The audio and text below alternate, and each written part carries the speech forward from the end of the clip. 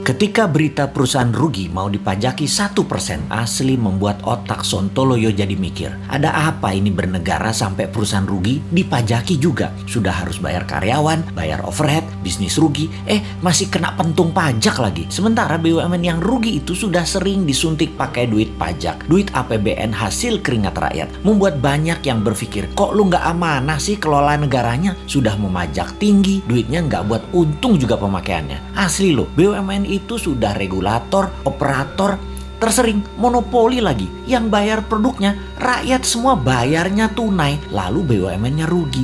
Lah geblek pol, asli geblek. Sebenarnya apa sih yang terjadi? Kita melihat harusnya kita tarik mundur ke 5 tahun terakhir. Kebijakan kelolaan ekonomi negara, baik positif untung atau rugi, ukurannya bukan kebijakan kemarin atau bulan lalu, bahkan tahun lalu. Harus melihat mundur agak jauh, hingga 5 tahun. Kalau perusahaan UKM misalnya bisa terlihat langsung sebuah kebijakan bulan lalu membuat perusahaan untung atau perusahaan rugi. Bisa langsung terlihat. Keadaan ekonomi negara saat ini kita melihat faktanya adalah uang kering. Faktanya adalah uang yang beredar hanya 44% dari PDB. Banyak orang menahan uangnya untuk tidak muter. Ini sudah kejadian lama. Melambat dan melambat. Ekonomi turun karena keringnya uang beredar. Kita bandingkan dengan negara lain. Jepang saat ini uang beredarnya 120% dari PDB. Tiongkok 250% dari PDB. Amerika 200% dari PDB. Gini deh, kita kasih info tambahan lagi. Di Tiongkok yang transaksinya pakai non tunai itu 2 kali PDB Tiongkok yang 13.000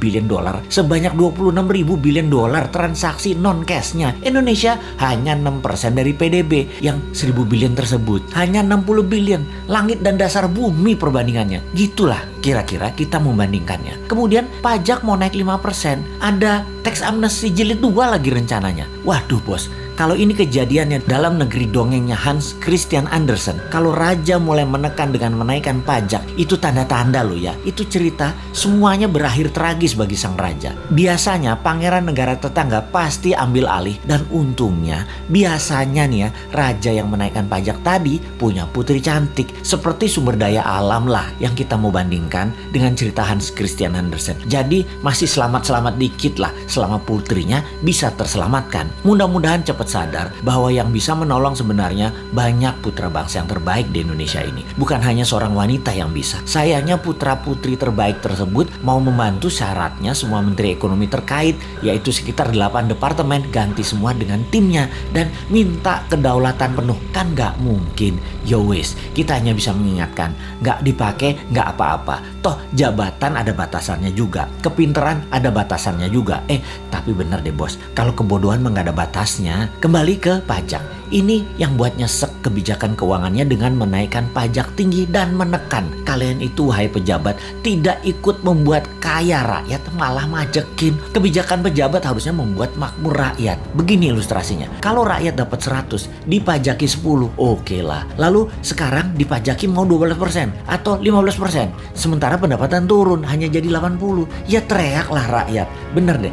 Kalau karena kebijakan yang bijaksana, rakyat dari 100 jadi 130. Jadi 150, diambil 15%, ya nggak apa-apa juga. Begitu loh menjadi pejabat. Kebijakannya menghasilkan manfaat baik. Sekedar mengingatkan lagi, pendukung pejabat saat ini terbanyak dari bisnis properti dan batu bara. Lalu 5 tahun ini properti setengah mati, bahkan sebagian sudah mati suri. Cash beredar rendah, kredit bank buat beli properti dibatasi, perkantoran dan mal lengang karena pembatasan gerak manusia. Pariwisata dunia belum jalan baik ke Indonesia. Lengkap sudah penderitaan pemain properti di Indonesia. Dulu dibantu, sekarang terlupakan. Piye toh bos, jadi banyak yang merugi. Kena pajak 1% lagi.